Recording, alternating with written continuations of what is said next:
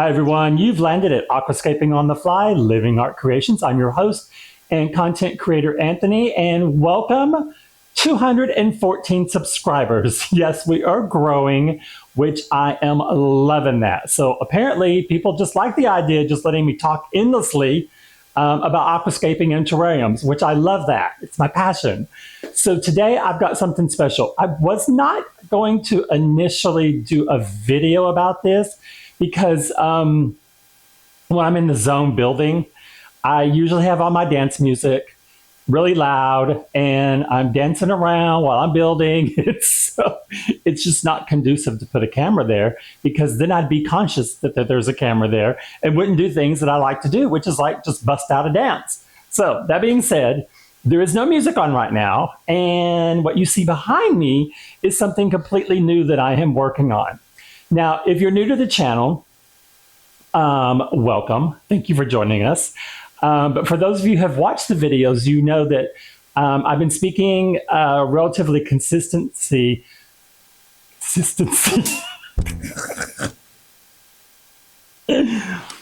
Okay, I'm going to start over. Hi guys, you've landed at Aquascaping on the Fly, Living Art Creations. I'm Anthony, your host and your content creator. Here on my channel, it's all about my spiritual journey. Oh my God, I cannot speak today.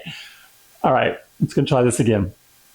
Hi everyone, welcome to Aquascaping on the Fly, Living Art Creations. I'm Anthony, your host and content creator. This is like the 10th time I've started this video intro, and I just keep messing up, but I'm just gonna let it roll on this one. Here at this channel, if you're new, it's all about how I weave my spirituality, my love of Mother Nature into a hobby that is challenging, rewarding, and is just for me a sheer joy. And I like to spread that joy through my videos on how I'm documenting my journey. Now, my channel is only 6 months old, and congratulations if you're here and you're new. Please consider liking, subscribing, commenting. I love the comments. And right now we're at 214. So we're doing a steady growth, which I love. So apparently you guys just like it when you just let me just ramble on for, an hour and a half or whatever, because some of my videos are really long.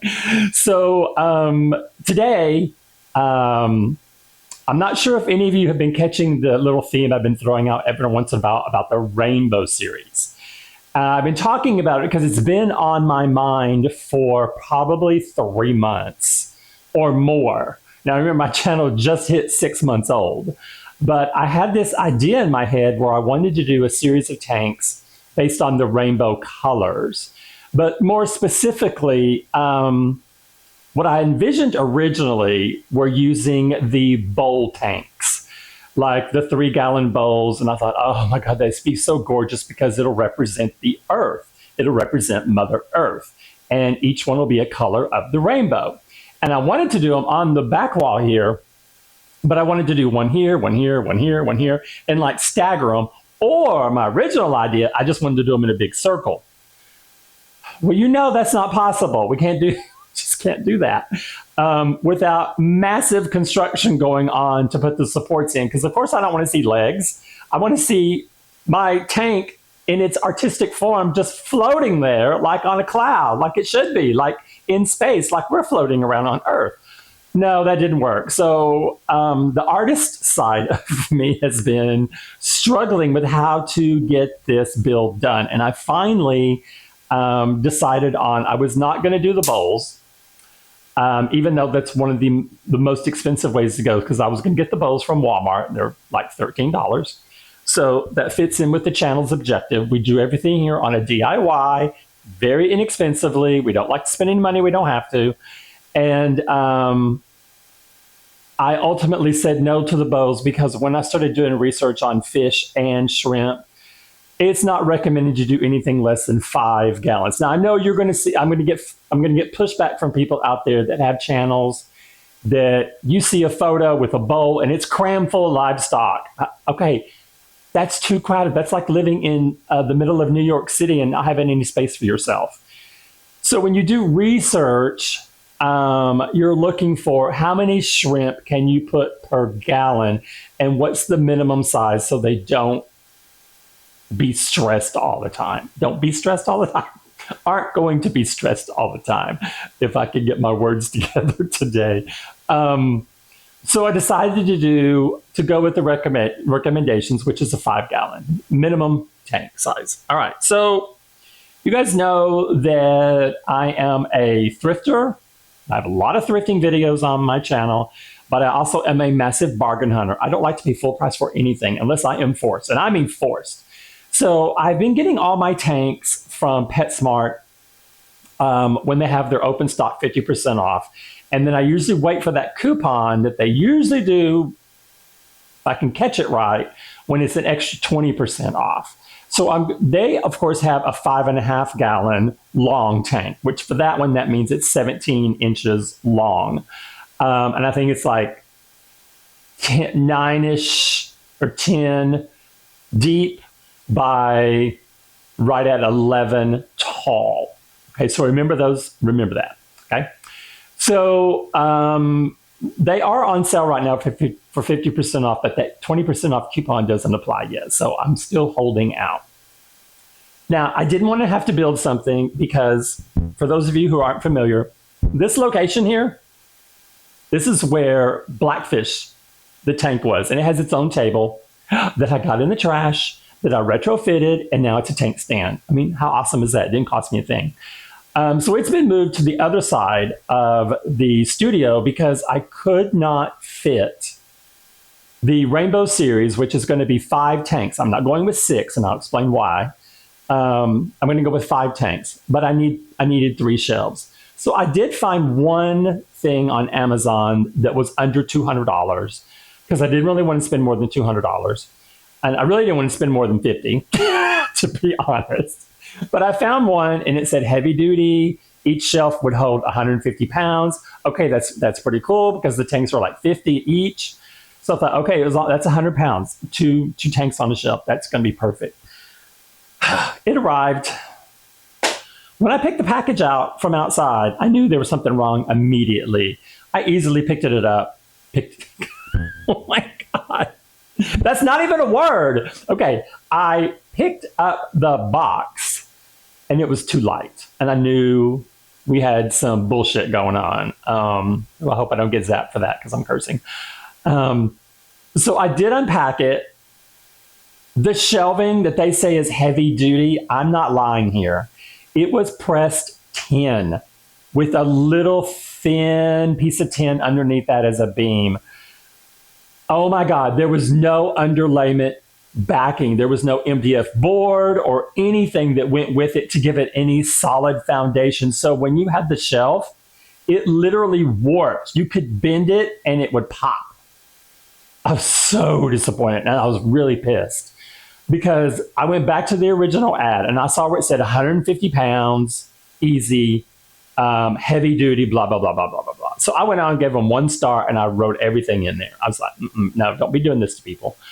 So I just got that returned. And so I debated to abandon the project because I did not want to spend more than $200 to get a stand. And the only thing I could find was a $270 stand that is an aquarium stand that literally you're supposed to put one long mega tank on the top and then you could put nano tanks on the bottom. But I needed space between the bottom, the top shelf and the second shelf so I could get in and work on. I mean, you see lots of aquarium stands out there that you can see online that they'll have.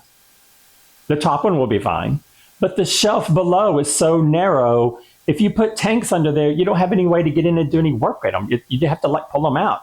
So I didn't want something like that. So this one had a little more space, but I thought it was just way too expensive.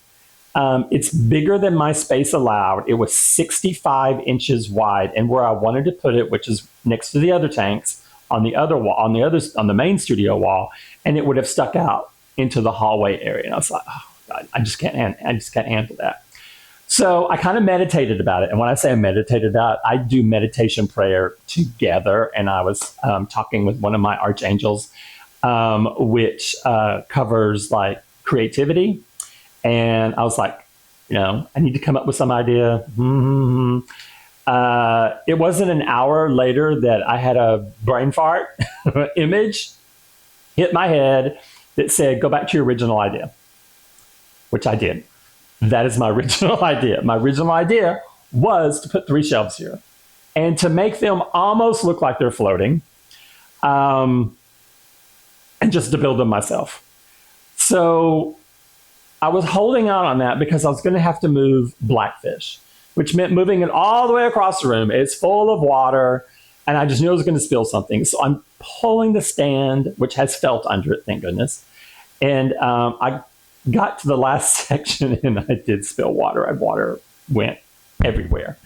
But it's sitting in its new location, which is okay because it's right next to the other tanks. It's just a little bit lower. And then this freed up this whole side right here. Oh my God, I almost spilled my drink. Oh, yes, we're having iced tea today. Oh my gosh, that's good. So I wanted to have you guys see this before I got too far into it. I want you to see how actually we're doing it. Now, just the materials that I needed for just like the wood, and of course I had to do really high end because I'm using 4-inch decking screws to go into the studs. Fortunately, the studio I am in, the 2x4s are not 2x4s. They're the bigger ones, the 2x6s. And I wanted the screws to go all the way into the studs. I've already consulted with ChatGPT about weight for each shelf. And I am completely covered just with putting 1 screw at every stud. It can hold like some ungodly amount, like 100, more than 100 pounds per screw. So I've doubled them, 2, 4, 6, 8, 10. I've got 10. And I'm going to explain how I did this and why I chose this. And when to give you the information, if you're going to be forced like I was forced, because we can't find always what we need to do our display, this is what you're going to be faced with. So the whole issue is, some of you may not be familiar with the term. It's called rhombus. I think I'm pronouncing that right. So when I started with the rainbow theory, I was going to do the 6, and I really did. I wanted them in a circle like Earth, and round. Thought it would be gorgeous, and maybe put 1 in the middle, and then you could just rotate the colors out. Awesome. It's going to be beautiful. So then when I had to switch it up and change it, and I went to the 5.5 gallons, I thought, okay, well, I don't want to do just a 5.5 gallon. And I kept having this image in, I'm just going to say, it's called your third eye. It's something you see in your brain, and it's a 3D effect. It's like looking at something live inside your brain, not like a dream, not like a photo, like it's right there live and you could touch it. It's like 3D. And I had this vision of, hey, I'm going to do an X. It's going to look like an X, but what it really is, you're doing a triangle coming down and then a triangle going up. Where the 2 triangles meet, it forms a diamond. When they intersect, just their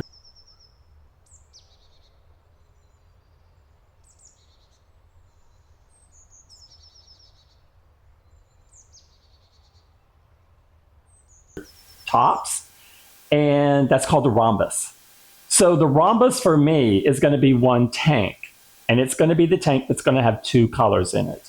So it's going to be yellow-green, which means I'll probably focus on really deep green plants and put yellow shrimp and maybe some yellow, if I can find anything that mimics the color yellow. So it's going to be yellow-green. So what I want to do is, if you can vision this, so the middle shelf here is going to have the 1 tank. This is going to be the yellow-green. Up here, that's going to be red, yellow, green, orange. I'm not going in order. I'm mixing it up. Artists can do that. Purple or violet, for us, violet. Coming down here to yellow again, and this will be blue. Because I thought blue and orange would be really pretty on the same shelf. And the same thing is red and violet. I thought, okay, that would be really pretty. So basically, I guess I'm gonna have to stand up so you guys can get the full effect. Okay, so now that I'm standing up, I can point out what we're doing here. So if you can picture it, we'll have a tank here and here. They'll be centered, and then the center one, and then we'll branch off the two down here.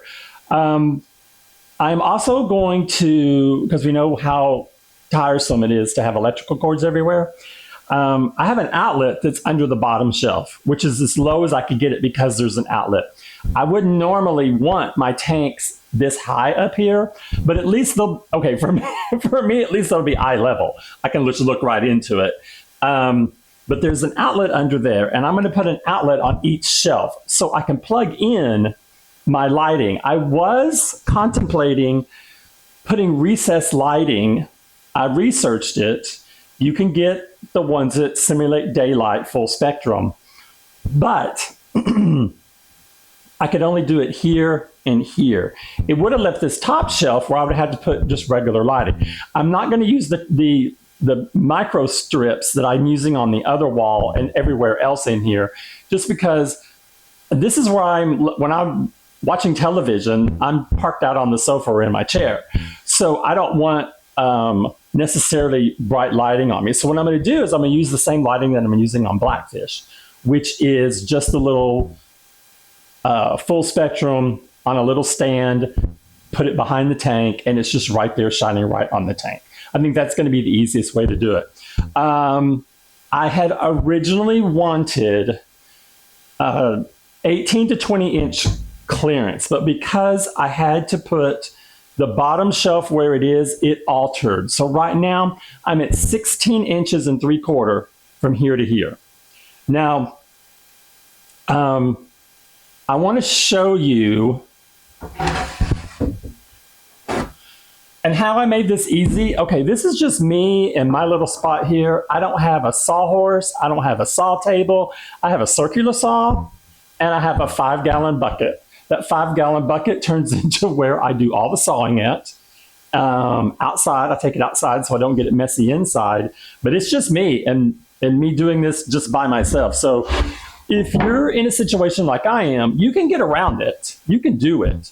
It's just not going to be as easy. Like, it's really hard to get a level cut on these. Okay, so that's one thing I did. So I originally did not want the shelves to come out this wide, but I wanted to make as little cuts as possible with my circular saw. So these shelf boards are exactly 15 inches wide by 48 inches. So they're 4 feet long. Okay, so guess what? On 2x4s, you can buy these. 2x4 by 48 inches long. So no cut, no cut, no cut, no cut. You guys get the idea. The ones I had to cut are the middle braces. So the end pieces, I had to cut those. And it's hard to put these together when you don't have like a clamp down structure to where you can hold the 2x4 and you just screw right into it and get everything nice and level. No, it's kind of impossible. So it was really hard to get that. That was the biggest challenge, was the cutting and just installing the boards. Now the shelves I got way better. I started with the bottom one. Bottom one is a hot mess. This one's kind of okay, still a bit of a mess, but this one's amazing here. This one's great. And I'm going to tell you how I got these level by myself. The 5-gallon buckets down here that are on the ground, not only is that my sawhorse, but as soon as I got the first one, I put the buckets there and stacked 2x4s on top of the bucket until I got the shelf where it was level. And I did the same thing for every level. I just put the bucket on there, built up the 2x4s to the same distance, and that's how I did it. I mean, so literally with a circular saw and a level and a couple of 5-gallon buckets, this is how I built this. The screws that are going in, all of them, are 4-inch.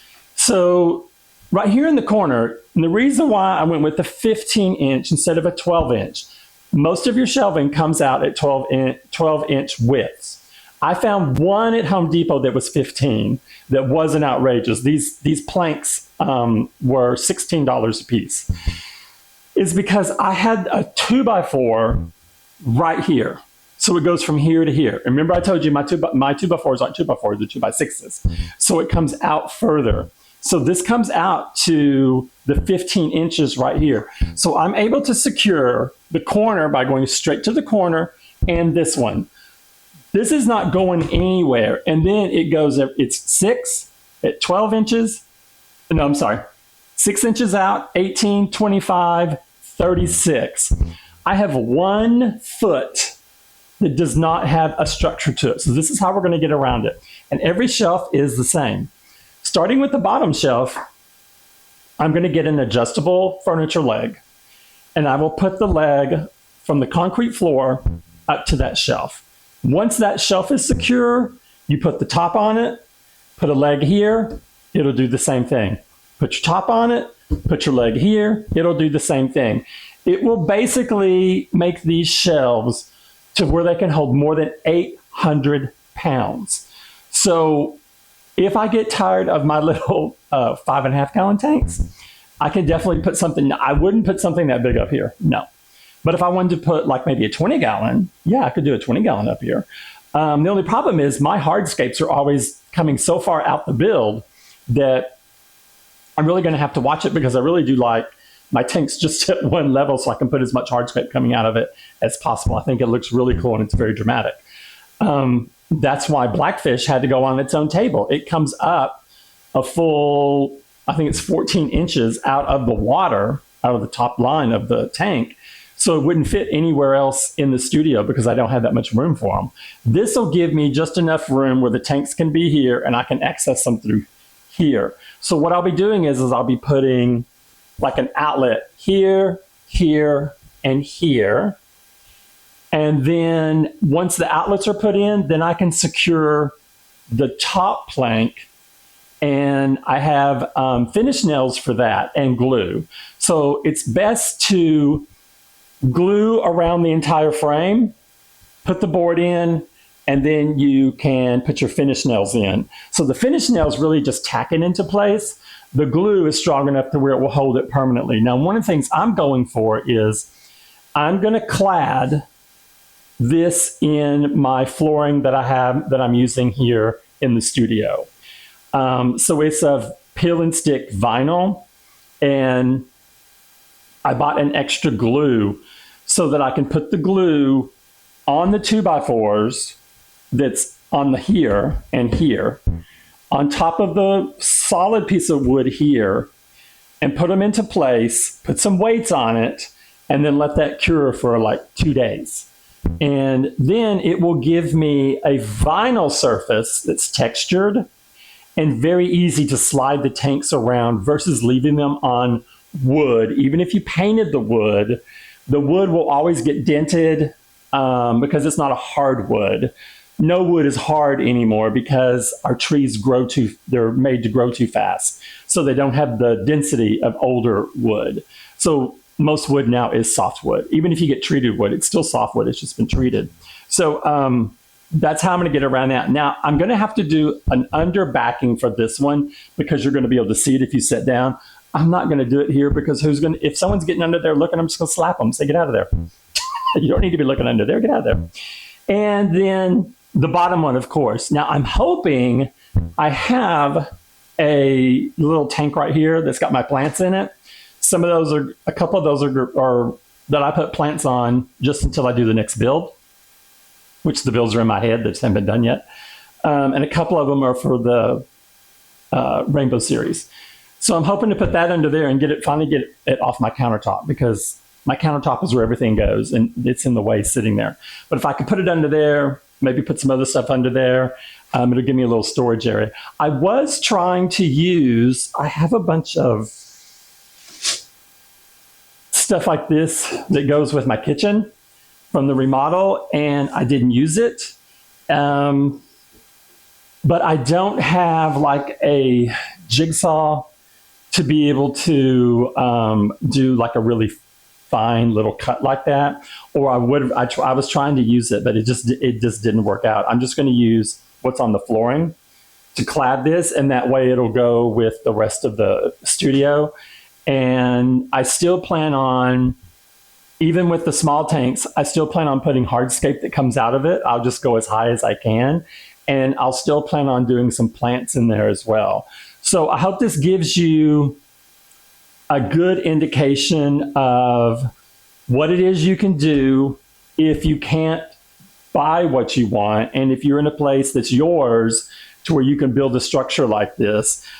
This took me 1 day to put this part together after I went shopping for all the materials. And let me tell you, I did something that I've never done. I went on to Home Depot's website.